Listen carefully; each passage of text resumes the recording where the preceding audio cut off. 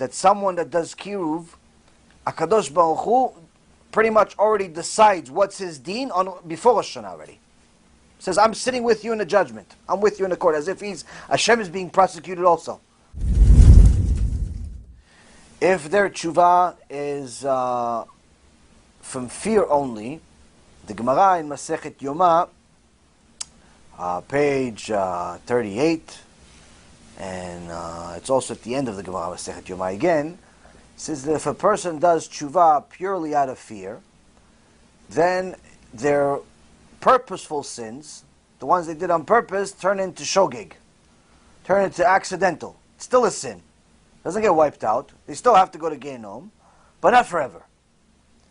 If their tshuva is from Ahava, they fall in love with HaKadosh Baruch Hu. That takes time. You can't do that on day one. That takes a lot of time, a lot of Torah. But they can get there, because first you have to get to the highest level of fear, and then you start to fall in love with Hashem.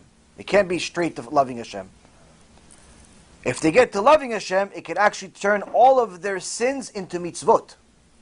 Meaning, they had 3.5 trillion sins, now they have 3.5 trillion mitzvot.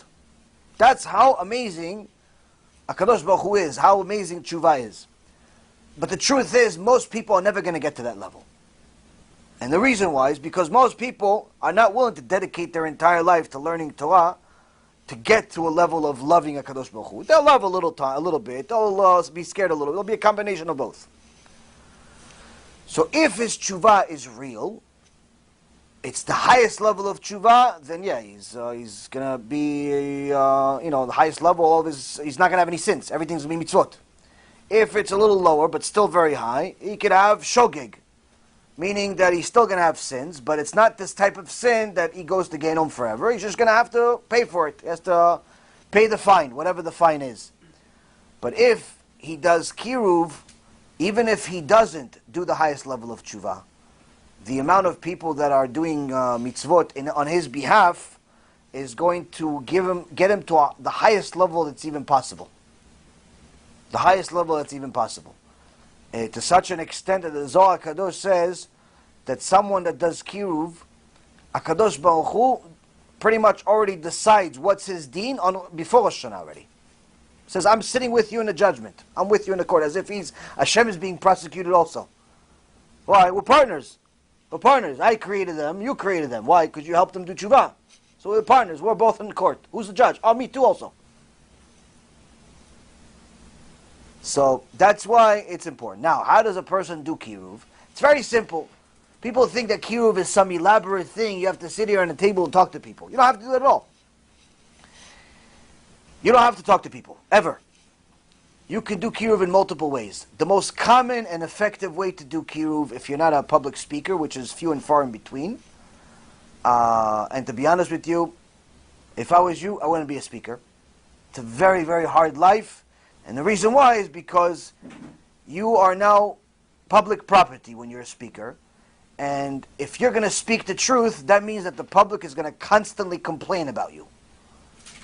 They're going to constantly say, oh, that's too scary. Oh, it's too this. Like you wrote it. Oh, how come you always mention Gehenom? I just read. What do you want from my life? Don't watch if you don't like it. What do you want? Oh, how come you don't do this? Oh, maybe you should do that. Everybody has their suggestions to you. So if you don't have thick skin, and you don't have full of emet, what do? You start become soft, like everybody else, like 99% of the speakers. And you start telling people only stories and fun stuff, and pretend like it's Hasidut. Pretend like it's just the Torah and there's no punishment. Somebody came to shul last night, he says, listen, I gave up on this place. I said, what happened? He goes, he sat down with me, the guy was almost crying. He says, I've been in this keilah for so many years. My brother had a shul 15 years. I said, so what happened? He says, one time here in a shul, and one of the guys, I hear him, and I said, you know what, I have to ask. He says, the way you're talking about Hashem, you're talking as if there's no punishment. And he says, so I said, you believe in punishment, right? That's what the guy says. You asked the rabbi, but there's 2 other rabbis there. He says, you believe in punishment, right? The rabbi looks at him like he came from like a different planet. He goes, Ma pitom. There's no punishment. There's no such thing as punishment. Now this guy actually knows Torah. He says, what do you mean no punishment? It's 13 principles of faith. Rambam's 13 principles of faith. If you don't believe there's punishment, you're kofar. You can't count you in minyan. You're a non-Jew. You're a goy. No, what are you talking about? There's no punishment. No punishment. So now, the poor guy is shocked. So he's thinking, okay, maybe there's just one kofar. There's rabbi, but he's not a rabbi. He's ra. Just ra and go by. You know? So he's hoping that the other two are going to say something. He looks at the other guy. He's like, what do you want? He agrees. So he's like, oh, maybe the gadol, the big rabbi, looks at him, hope, signs of hope. No, Moshe Rabbeinu, help us. Here's the Moshe. It's not even Korach. It's not even Korach. He's like, what? There's no punishment. He says this shul is like a huge building, $30 million, very famous. Rabbis don't believe in the basic foundation, aleph bet of Judaism. Now, they used to when they were 5, 6, 7, 8, 9, 10 years old.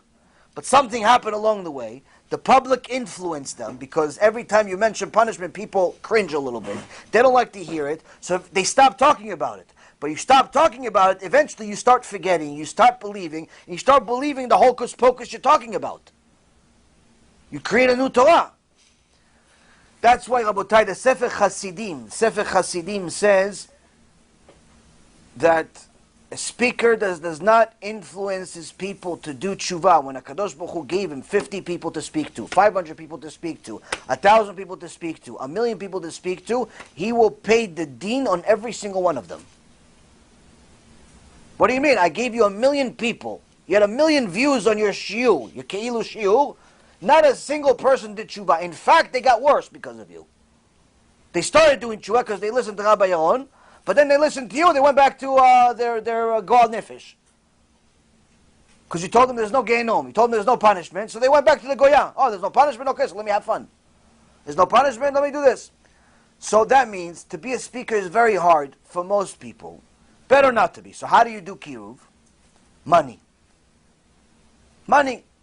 Everyone here either works or will work at some point in their life. No one needs 100% of their money. But the good news is, HaKadosh Baruch Hu doesn't want 100% of their money. What does he want? 10%. He says, I'm going to give you 100%, but use 10% to publicize Torah. 10%. You want to be a tzaddik? 20. But if you do 10, you're still good. That 10%, use it to fund Kiruv. If you made $1,000, you take $100. It's 10%. Use it for Kiruv. You made $1,000,000, you take 100,000, you take 10 million, whatever it is, 10%.